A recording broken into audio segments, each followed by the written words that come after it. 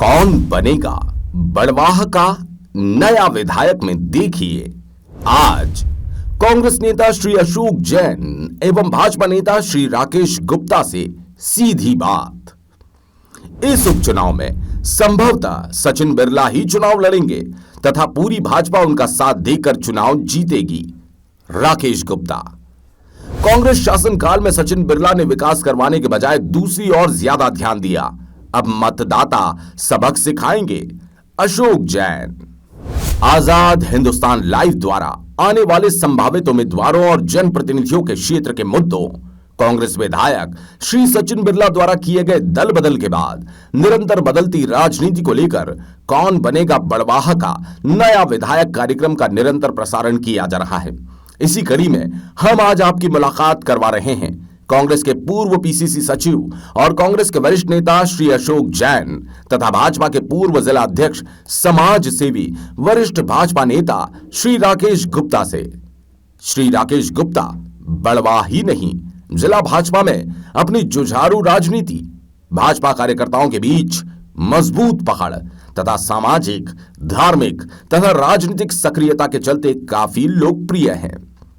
श्री गुप्ता परम पूज्य ब्रह्मलीन डोलारी वाले बाबा के परम भक्त तथा भाजपा के राष्ट्रीय सचिव श्री कैलाश विजयवर्गीय के प्रबल समर्थक हैं। प्रतिवर्ष होली पर फाग यात्रा तथा विभिन्न अवसरों पर भागवत जी की कथा आयोजन तथा नगर में धार्मिक आयोजनों में आपकी प्रमुख भागीदारी से लोगों में आपके प्रति प्यार है। आजाद हिंदुस्तान लाइव ने श्री राकेश गुप्ता से इसी कड़ी में खास बात की, जो हमारे दर्शकों के लिए प्रस्तुत है। कौन बनेगा बड़वाह का नया विधायक कार्यक्रम में एक बार फिर से आपका स्वागत है। आज हम मुलाकात करवा रहे हैं आपसे भारतीय जनता पार्टी के ऐसे जाबाज और समाज सेवी नेता श्री राकेश जी गुप्ता से, जिन्होंने अपने समाज सेवा के कार्यों, भारतीय जनता पार्टी में अपनी संगठनात्मक पकड़ के बलबूते के ऊपर भारतीय जनता पार्टी को हमेशा मजबूती प्रदान की। नगर विकास के चाहे कोई भी मुद्दे हों, आप हमेशा अग्रणी रहे। ऐसे राकेश जी गुप्ता से अभी हाल ही में संपन्न लोकसभा चुनाव और आने वाले विधानसभा उपचुनाव को लेकर हम बात करेंगे। राकेश जी, बहुत बहुत स्वागत है आपका आज़ाद हिंदुस्तान लाइव में। अभी हाल ही में लोकसभा चुनाव संपन्न हुए हैं और भारतीय जनता पार्टी लगातार तीसरी बार लोकसभा चुनाव जीती। क्या कारण मानते हैं आप भाजपा की लगातार जीत का और कांग्रेस की हार का? भाजपा की जीत के लिए पहले तो मैं सबसे ज़्यादा इस क्षेत्र के मतदाताओं को और सभी जागरूक लोगों को बधाई देना चाहता हूं। और जहां तक इसके कारणों का सवाल है तो मैं समझता हूं कि सबसे बड़ा कारण जो है वो हमारे नेतृत्व का, जादुई नेतृत्व का जो प्रभाव है जनता पर, जनमानस पर, हमारे यशस्वी प्रधानमंत्री नरेंद्र मोदी जी के बहुत ही गतिवान विकास और साथ में जो राष्ट्रीय हित के मुद्दे को लेकर वो जो चल रहे हैं उसको लेकर इस समय जनमानस लगभग उनके साथ है और यही सबसे बड़ा कारण रहा है।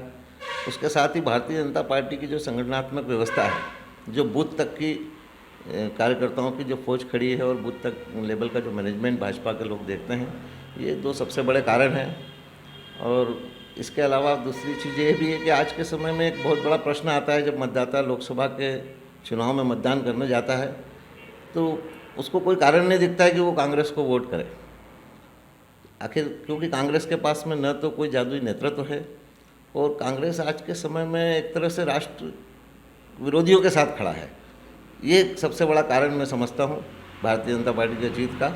और आने वाले समय में भी कांग्रेस इस तरह से नेतृत्वहीन रहेगी तो मैं समझता हूँ कांग्रेस के लिए बहुत बड़ी समस्या है। अभी हाल ही के लोकसभा चुनाव में एक घटना और घटित हुई। बीच लोकसभा चुनाव के कांग्रेस के विधायक श्री सचिन बिरला जी, जिन्होंने अब तक के इतिहास की सबसे बड़ी जीत 30,000 वोटों से अर्जित की थी, वो अचानक भाजपा में चले गए। क्या आप ये समझते हैं कि बड़वाह विधानसभा से जो 21,000 की जीत हुई है वो सचिन बिरला जी के कारण से हुई भाजपा में आने के कारण से, या फिर जो भारतीय जनता पार्टी का संगठनात्मक ढांचा है या कार्यकर्ताओं की मेहनत है उसके बलबूते पे हुई? जीत तो जो है वो भारतीय जनता पार्टी की नीतियों का, भारतीय जनता पार्टी संगठन की जो व्यवस्था और बूथ तक का मैनेजमेंट है उसके कारण हुई है। हाँ, ये ज़रूर है कि जिस तरह से सचिन बिरला जी को इस क्षेत्र के लोगों ने समर्थन दिया था और वो भाजपा में आए हैं, तो निश्चित रूप से भाजपा को भी इससे मजबूती मिली है, इसमें कोई दोमत नहीं है। लेकिन जहाँ तक कांग्रेस का सवाल है, तो हम थोड़ा सा अगर पीछे जाएँ तो जिस चुनाव में सचिन बिरला जी विधानसभा लड़े थे, 2018 का विधानसभा चुनाव, तो हम सब लोग जानते हैं कि कांग्रेस वो चुनाव श्रीमंत ज्योतिरादित्य सिंधिया के चेहरे पर चुनाव लड़ी थी और कहीं ना कहीं उसका फ़ायदा कांग्रेस को मिला था। लेकिन जिस तरह से कांग्रेस के अंदर का जो वातावरण है कि वहाँ पे एक ऊर्जावान नेता या जो काम करना चाहता है, जनता की सेवा करना चाहता है, ऐसे नेताओं का दम घुटता है कांग्रेस में। इसी कारण एक बहुमत की सरकार होने के बावजूद ज्योतिरादित्य जो है वो अपने साथियों के सहित कांग्रेस में, भाजपा में आए और कांग्रेस की सरकार की। वैसे ही सचिन बिरला जी का मैं समझता हूँ कि जिस व्यक्ति को भी अगर क्षेत्र में विकास करने की ललक है, काम करने की ललक है, उसको कहीं ना कहीं इस समय कांग्रेस में बहुत बड़ी समस्या है और वो निश्चित रूप से भारतीय जनता पार्टी की तरफ देखता है। और भारतीय जनता पार्टी में अच्छे लोग आते हैं तो उनका हमेशा स्वागत है। अभी जब शामिल हुए सचिन बिरला जी, उस समय उन्होंने कहा कि मैं विकास के लिए भारतीय जनता पार्टी में आया हूँ, और मंच से ही उन्होंने माननीय मुख्यमंत्री जी के सामने कुछ बड़वा क्षेत्र के विकास के मुद्दे भी रखे हैं। उसमें खासकर बड़वा को जिला बनाने का, काटकूट तक पानी पहुंचाने का, बेड़िया की मंडी को विकसित करने का और बड़वा कस्बा पंचायत को नगर में सम्मिलन करने का। क्या आप ये समझते हैं कि इस उपचुनाव के पहले ये वादे पूरे होना संभव है? क्योंकि 15 साल से ये वादे, ये मांगे पूरे क्षेत्र के नागरिक करते जा रहे हैं। आपको मालूम है कि नगर विकास मंच के बैनर तले एक बहुत बड़ा आंदोलन चला था जिसके अंदर आपने भी अगुवाई की थी और हम सब लोगों ने इन चीज़ों को मांग की थी, लेकिन अभी तक वो मांगे पूरी नहीं हुई। क्या अब ये उपचुनाव के पहले संभव है? जहाँ तक मैं अपना निजी विचार इस मामले में दूं तो मुझे नहीं लगता कि जैसे जिला बनाने की जो मांग है या जो ज़रूरत है वो उपचुनाव के पहले पूरी हो जाए, ऐसा मुझे संभव नहीं लगता, क्योंकि उसकी एक जटिल प्रक्रिया है और उसमें समय लगना बहुत स्वाभाविक है। हाँ, जहाँ तक अन्य मांगों का सवाल है, जैसे काटकूट की जलावर्धन योजना है या हमारे क्षेत्र का और दूसरा विकास है, जो इस तरह की मांगे हैं, निश्चित रूप से उसमें बहुत प्रयास करेंगे कि उपचुनाव के पहले हम लोग उन मांगों को पूरा करें ताकि जनता के सामने जाने में और हमको अधिक अनुकूलता रहे। राकेश जी गुप्ता को आम लोग एक कर्मठ और सक्रिय नेता के रूप में जानते हैं। लोगों के लिए लड़ने का उनमें एक जज्बा है। हमने देखा है, चाहे नगर पालिका का मामला हो, शहर का मामला हो, क्षेत्र का मामला हो, जब जब भी किसी के प्रति अन्याय होता है या किसी के प्रति कोई भी आवश्यकता पड़ती है, वो हमेशा खड़े रहते हैं। यही कारण है कि लोग उन्हें भावी विधायक के रूप में भी देखना चाहते हैं। कई बार उन्होंने मजबूती से अपनी दावेदारी पेश भी की थी। अब चूँकि सचिन बिरला जी भाजपा में आ चुके हैं और लोगों को ऐसा महसूस हो रहा है कि संभवतः सचिन बिरला जी ही उपचुनाव लड़ेंगे, तो क्या अब तक जो लोग टिकट की मांग कर रहे थे, जो लाइन में थे, उनकी लाइनें बंद हो गई, या सचिन बिरला जी को ही टिकट मिलने के बाद आप सब लोग केवल उनके लिए ही मेहनत करेंगे? देखिए, इस मामले में अभी पार्टी का अधिकृत रूप से तो कुछ कहने की वो नहीं है, लेकिन जहाँ तक मेरा अपना अनुभव कहता है तो ये जो उपचुनाव है ये निश्चित रूप से सचिन बिरला जी ही भारतीय जनता पार्टी की तरफ से लड़ेंगे, ऐसा मुझे लगता है। और उनको जिताने के लिए पूरी पार्टी अपना जो है वो पूरा जितोड़ प्रयास करेगी और हम उसको चुनाव जीतेंगे, इस तरह का मुझे अपना विश्वास है। जहाँ तक उम्मीदवारी और संभावनाओं की बात है तो पार्टी में लंबे समय तक काम करने से एक महत्वाकांक्षा होना बहुत स्वाभाविक है, लेकिन इसके बाद में जो है वो पार्टी का निर्णय और अपना निजी भाग्य ये सबसे ज़्यादा महत्व रखता है। और इसलिए बहुत ज़्यादा इस बात की चिंता करने की कोई आवश्यकता मुझे नहीं लगती है कि भविष्य में क्या होगा, और भविष्य में काम करते रहने से अवसर हमेशा मिलते रहते हैं। लेकिन वर्तमान में जो परिस्थितियां हैं उसमें लगभग सचिन जी की उम्मीदवारी भाजपा की तरफ से तय मानी जा रही है। मेरा अपना अनुमान भी यही कहता है और मुझे लगता है कि जिस तरह का क्षेत्र के लोगों ने उनको समर्थन दिया है, अब साथ में चूँकि भारतीय जनता पार्टी का सिंबल उनके साथ रहेगा तो ये और भी आसान होगी उनकी राह, ऐसा मुझे महसूस होता है। भारतीय जनता पार्टी के सामने एक सबसे बड़ी समस्या थी किसानों की नाराज़गी की। जो कृषि के 3 कानून थे उनको लेकर किसानों में बहुत ज़्यादा नाराज़गी थी। अब सरकार ने 1 साल के किसानों के संघर्ष के बाद वो वापस ले लिए। क्या आप समझते हैं इससे भारतीय जनता पार्टी को फ़ायदा मिलेगा या किसानों की नाराज़गी दूर होगी? क्योंकि किसान तो अभी भी बोल रहे हैं कि अभी हमारा आंदोलन ख़त्म नहीं हुआ है।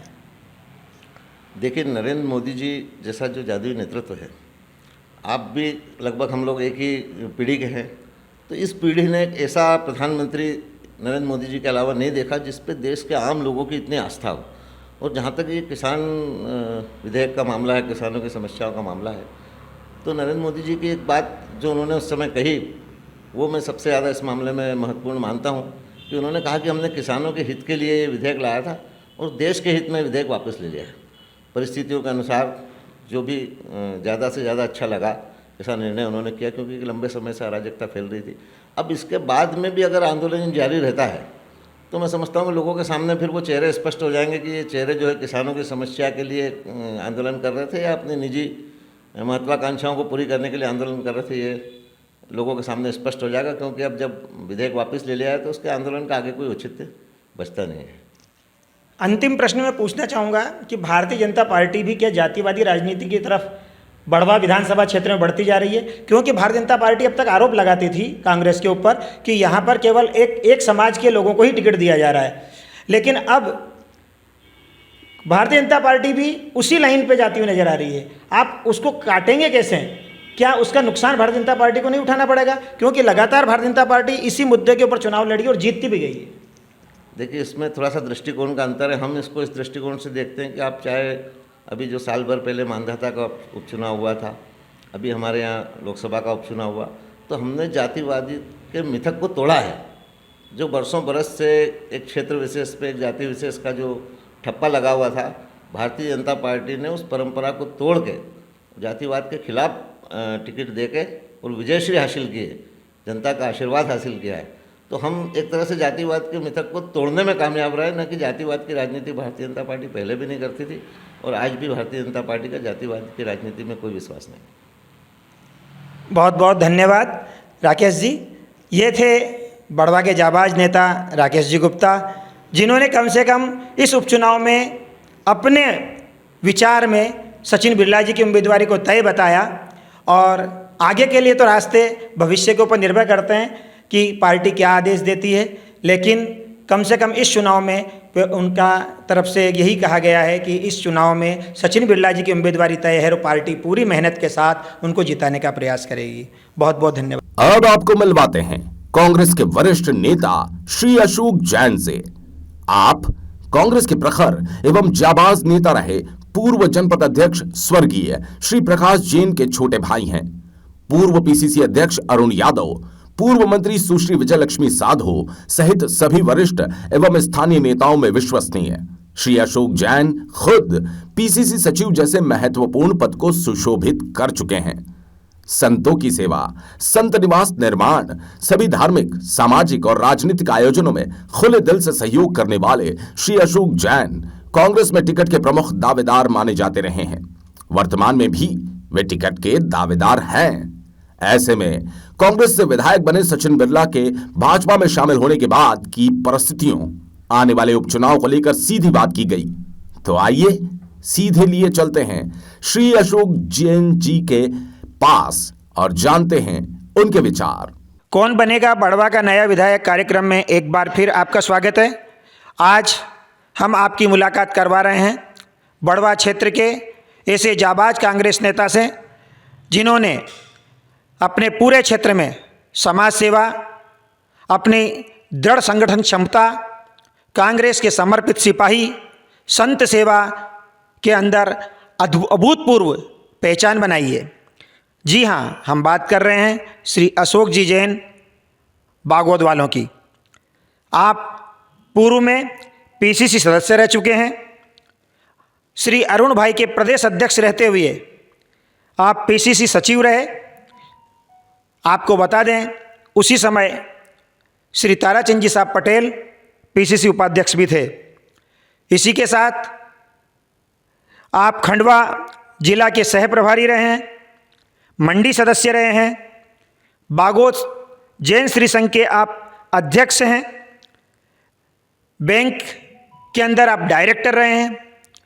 लोकसभा, विधानसभा, जनपद, कोई सा भी चुनाव हो, आपने कांग्रेस की सत्ता लाने में अपना महत्वपूर्ण योगदान दिया है। हम आपको ये भी बता दें कि कांग्रेस के जाने माने समर्पित नेता श्री प्रकाश चंद जी साहब जैन के आप अनुज हैं। प्रकाश चंद जी जैन पूर्व में जनपद सदस्य रह चुके हैं, जिला परिषद सदस्य भी रहे हैं, सरपंच रह चुके हैं, साथ ही आपके भाभी जी जिला परिषद के सदस्य रहे हैं। आपके अनुज सुनील जी भी जनपद सदस्य रह चुके हैं। ऐसे जाने पहचाने श्री अशोक जी जैन का हम आज़ाद हिंदुस्तान लाइव में हार्दिक अभिनंदन करते हैं। बहुत बहुत स्वागत है अशोक जी साहब आपका। नमस्कार जैन साहब। हम आपसे बात करेंगे इस लोकसभा चुनाव के परिणामों के बारे में, आने वाले विधानसभा चुनावों के बारे में, उपचुनाव में आपकी दावेदारी के बारे में। ऐसे अनेक प्रश्न जो क्षेत्र के लोगों के बीच मनों में उमड़ रहे हैं, उन सभी मुद्दों पर आज हम बात करने के लिए यहाँ पर आए हैं। अशोक जी, अभी लोकसभा चुनाव संपन्न हुए। लोकसभा चुनाव में कांग्रेस की फिर हार हो गई। क्या कारण मानते हैं आप कांग्रेस की लगातार हार का? सचिन बिरला जी के जाने से ये हार का अंतर बढ़ा या सचिन बिरला जी के जाने का प्रभाव इस हार पर पड़ा? मैं लोकसभा चुनाव के बारे में बोलना चाहूँगा कि पिछला चुनाव हम 1,75,000 वोट से हारे थे, किंतु इस समय केवल हम 82,000 वोट से हारे हैं। और इस समय जो कैंडिडेट था उसको टाइम भी बहुत कम मिला है, 20 दिन का टाइम मिला है। कभी ये टिकट पहले होता तो ये चुनाव भी हम भारी बहुमत से जीतते। इसके अलावा भी सचिन बिरला का भी जाना पार्टी के लिए फायदेमंद ही रहा, क्योंकि इनसे पिछले 3 साल में जो कार्य कर रहे थे उनसे आम जनता नाराज हो रही थी। इसलिए ये चुनाव कांग्रेस कभी पहले कैंडिडेट को चुनाव टिकट दिया जाता, भारी बहुमत से चुनाव जीतती। आजकल राजनेताओं की दल बदल की प्रवृत्ति बहुत बढ़ चुकी है। टिकट किसी और दल से लेते हैं, जीत करके नेता दूसरे दल में शामिल हो जाते हैं। क्या यह दल बदल की प्रवृत्ति से मतदाताओं और कार्यकर्ताओं पर फर्क पड़ता है? क्या राजनीति से उनका विश्वास उठता है? क्या उनके मन के अंदर आक्रोश जागृत होता है? कोई भी व्यक्ति होता है, उसको चुनाव लड़ता है तो उसको 5 साल के लिए चुना जाता है। वो पब्लिक चाहती है कि 5 साल तक जिस पार्टी से लड़ा उसी पार्टी का काम करे। जो भी व्यक्ति बीच में जाएगा उसको पब्लिक बिल्कुल सजा देगी और उसको कभी पसंद नहीं करेगी। तथा आगे कभी भविष्य में चुनाव लड़ेगा तो पब्लिक उसको बिल्कुल बहिष्कार करेगी। श्री अशोक जी जैन को पूरे बड़वा विधानसभा क्षेत्र की जनता एक विधायक के चेहरे के रूप में पहचानती है। उनकी समाज सेवा, कांग्रेस के प्रति उनका समर्पण भाव, सभी नेताओं से उनके मधुर संबंध, उनके मन में सम्मान की भावना, ऐसे बहुत सारे तथ्य हैं जो हमेशा उनको एक विधायक के रूप में देखना चाहते हैं। आने वाला उपचुनाव कांग्रेस के लिए बहुत महत्वपूर्ण उपचुनाव है। हम अशोक जी से पूछना चाहेंगे कि आपकी दावेदारी इस चुनाव में कितनी मजबूत है? क्या आप चुनाव लड़ने को तैयार हैं? पार्टी कभी चाहती है और सभी बड़े नेता लोग चाहेंगे, वो टिकट देते हैं तो मैं चुनाव लड़ने के लिए तैयार हूँ।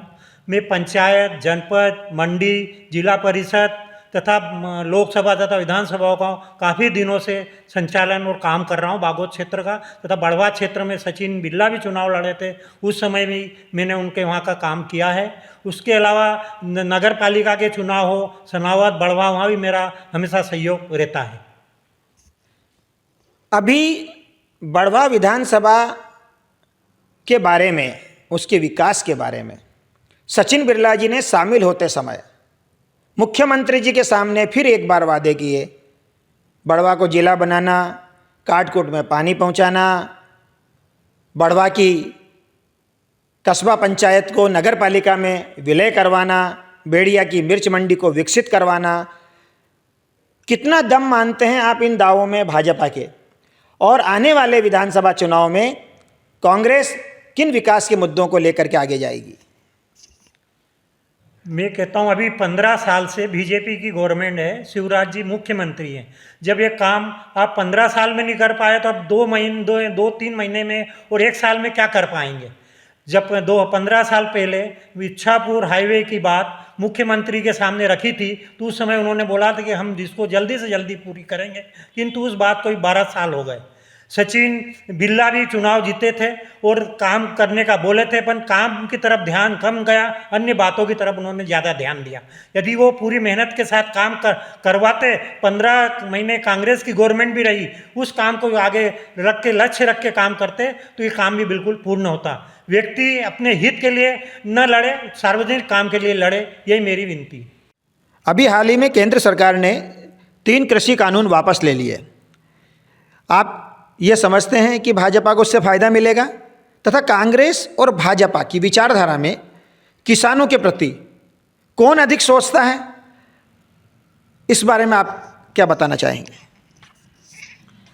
अभी 3 कृषि कानून बीजेपी की गवर्नमेंट में लागू किए गए थे, किंतु इसके बाद लोकसभा तथा विधानसभा के चुनाव हुए, उसमें काश्तकारों की काफ़ी नाराज़गी रही और हिमाचल प्रदेश में बीजेपी की गवर्नमेंट होने के बाद 3 विधानसभा तथा 1 लोकसभा में बीजेपी की बहुत बड़ी हार हुई। इसी प्रकार पूरे देश में बीजेपी की हार हुई। इसी घबराहट के कारण उन्होंने ये कृषि कानून तीनों वापस लिए हैं। कृषि कानून जिन्होंने जब लागू किए थे, जब से ही काश्तकार लोग काफ़ी नाराज़ थे, जो नाराज़गी उनकी अभी तक दूर नहीं हुई है तथा आगे भी दूर होने वाली नहीं है, तथा इस कानून के वापस लेने के बाद भी बीजेपी का कोई फायदा होने वाला नहीं। काश्तकारों की बात में कांग्रेस गवर्नमेंट और बीजेपी गवर्नमेंट में बहुत फर्क है।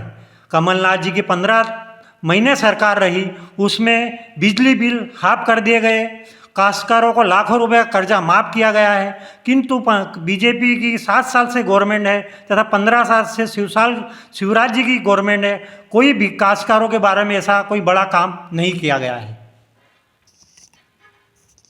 राजनीति में कोई ना कोई आदर्श होता है। आप काफ़ी लंबे समय से राजनीति कर रहे हैं। अशोक जी, राजनीति में आपके आदर्श कौन हैं? मैं कांग्रेस पार्टी का काम शुरू से करता आया हूँ तथा मेरे आदर्श में अरुण यादव जी, विजय लक्ष्मी साधु जी, बाला बच्चन जी, ताराचंद जी पटेल साहब, कुलदीप सिंह भाटिया तथा मेरे बड़े भाई साहब प्रकाश चंद जी जैन का पूरा आशीर्वाद मेरे को रहा है। ये थे क्षेत्र के जाने माने नेता एवं पूर्व जनपद अध्यक्ष श्री प्रकाश चंद जी जैन के अनुज श्री अशोक जी जैन, जिनसे हमने लंबी बातचीत की और उन्होंने बेबाकी से सभी प्रश्नों के उत्तर दिए। हम यही चाहेंगे कि आपका भविष्य और अधिक उज्जवल हो, आपकी समाज सेवा, राजनीति का ये क्षेत्र आपको विधायक के रूप में आगे ले जाकर सुशोभित करे, यही हमारी मनोकामना है। जय हिंद। हमारे दर्शकों को हम बताना चाहते हैं कि अब आजाद हिंदुस्तान लाइव द्वारा शीघ्र ही नया कार्यक्रम कैसा चाहिए आपको अपना विधायक प्रारंभ करने जा रहे हैं, जिसमें आपने आने वाले उपचुनाव में भावी विधायक को लेकर आम मतदाताओं के विचार जाने जाएंगे। देखते रहिए लगातार आजाद हिंदुस्तान लाइव। चीफ एडिटर नवरत्न जैन की रिपोर्ट।